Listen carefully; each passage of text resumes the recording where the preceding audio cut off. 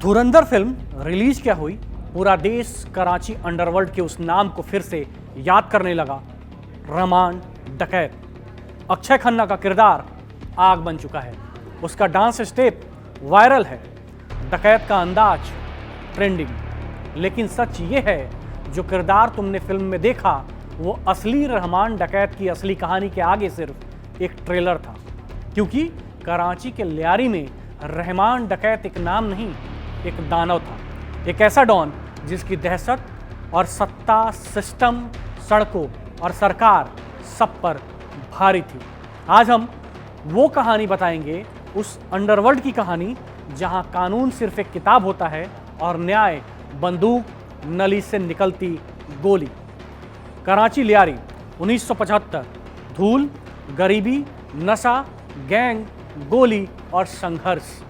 यही एक गरीब बलोच परिवार में जन्म हुआ सरदार अब्दुल रहमान बलोच का, जिसे बाद में दुनिया ने नाम दिया रहमान डकैत। उसका पिता दाद मोहम्मद और चाचा शेरू 1964 से हेरोइन स्मगलिंग में डूबे हुए थे। घर की रसोई में खाना कम, नशे के बैग ज़्यादा दिखते थे। लियारी की तंग गलियां उसके लिए खेल का मैदान नहीं, जुर्म का पहला स्कूल बन गई। और यहाँ से शुरू होती है अंधेरे दुनिया में कदम रखने की उसकी पहली चाल। सिर्फ 13 साल का बच्चा, लेकिन दिमाग में बदले की आग और हाथ में चाकू। एक पड़ोसी से झगड़ा हुआ और रहमान ने पहली बार चाकू घूंप दिया। यही उसका पहला हिंसक अपराध था। पुलिस पीछे पड़ी और वो भागा। भागते भागते उसने सीखा कैसे छिपना है, कैसे बचना है, कैसे डर बनाना है। लेकिन असली मोड़ तब आया जब उसके पिता की हत्या हो गई। किसने मारा? इकबाल उर्फ बाबू डकैत ने। उसके दिल में आग धधकती रही और यही आग उसे आगे ले जाने वाली थी। ये वो कहानी है जिसे सुनकर आज भी कराची का दिल कांप उठता है। 19 की उम्र और रहमान पर इल्ज़ाम लगा कि उसकी मां का किसी दूसरे गैंग के आदमी से रिश्ता था और उसने अपनी मां का गला घोंट दिया, फिर उसे छत के पंखे से लटका दिया। इस एक वारदात ने कराची को 2 हिस्सों में बांट दिया। एक जो उसे राक्षस मानता था और दूसरा बलोच बिरादरी का वो तबका जो कहता था रहमान ने परिवार की इज्जत बचाई है। और उसी दिन उसे नाम मिला डकैत। 1990 के दशक का अंत। लियारी के सबसे बड़े गैंगस्टर हाजी लालू के गैंग में रहमान की एंट्री। ड्रग्स, हथियार, एक्सटॉर्शन, अपहरण, सब कुछ। और उसमें रहमान चमकने लगा। लालू ने उसे अपने बेटों के बराबर की जगह दी और फिर लालू गिरफ्तार हो गया।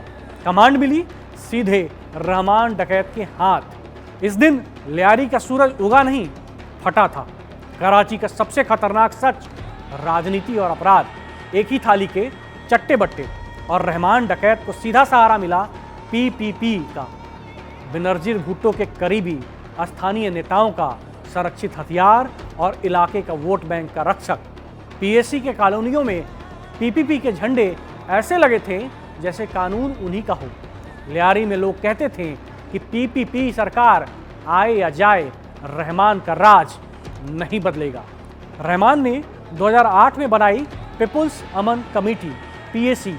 नाम अमन, काम एक्सटॉर्शन, सुपारी, ड्रग्स रैकेट। लेकिन आम जनता के लिए वो रॉबिन हुड भी था। गरीबों के लिए शादी, इलाज, राशन, सुरक्षा सब करता था। लियारी में उसका नाम हीरो की तरह लिया जाता था। दुश्मनों के बीच वो कयामत था। रहमान का सबसे बड़ा दुश्मन अरशद पप्पू, एक एमक्यूएम समर्थक, बेरहम कातिल। दोनों की दुश्मनी ने कराची को जलाया। लाशें गिरती, गलियों में गोलियां चलती और अफवाहें फैलती कि गैंग्स काटे सिरों से फुटबॉल खेलता है। ये दो डॉनों की जंग नहीं थी, ये सियासत बनाम सियासत, गैंग बनाम गैंग, जात बनाम जात का खून था। 2019 तक रहमान के खिलाफ 80 से ज़्यादा एफआईआर, लेकिन छू भी नहीं सकते थे क्योंकि उसके पीछे था पीपीपी का पूरा राजनीतिक कवच।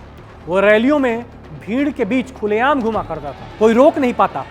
लियारी में बच्चे उसे हीरो बोलते थे, पुलिस उसे शैतान कहती थी। लेकिन फिर आया वो मोड़, बेनजीर भुट्टो की हत्या और रहमान पर शक।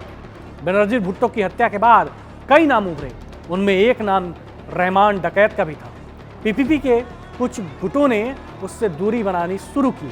साथ ही रहमान ने नेताओं से पैसे मांगना शुरू कर दिया।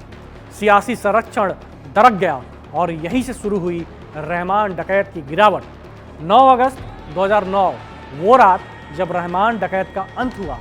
रात का समय स्टील टाउन रोड कार में रहमान और उसके 3 साथी औरंगजेब, नज़ीर, अकील, एसएसपी चौधरी असलम की टीम पहले से घात लगाए बैठी थी। कार रोकी गई, गोलियों की आवाज़ें और कुछ मिनटों बाद लियारी का शेर ढेर। कहा जाता है उसके जिस्म में 22 गोलियां मिली। पुलिस ने कहा एनकाउंटर, परिवार ने कहा अपहरण के बाद हत्या। पोस्टमार्टम रिपोर्ट ने सवाल उठाए, 3 फीट दूरी से गोली मारी गई थी। मतलब कहानी पूरी साफ नहीं थी और शायद कभी हो भी नहीं। रहमान की मौत ने लियारी को हिला दिया। उसके अंतिम संस्कार के दौरान भी 7 लोग मारे गए। पीएसी टूटने लगी, कमांड चली गई उज्जैर बलोच के पास। लेकिन लियारी में लोग आज भी कहते हैं रहमान बुरा था पर हमारे लिए अच्छा था।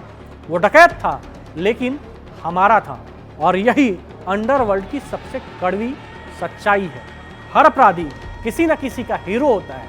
रहमान डकैत की कहानी जुर्म, जात, राजनीति और पैसे की वह गाथा है जिसे न खत्म किया जा सकता है न भुलाया जा सकता। वो सिर्फ कराची का डॉन नहीं था बल्कि उस सिस्टम का प्रतीक था जो खुद पैदा करता है, खुद पालता है और खुद मार देता है।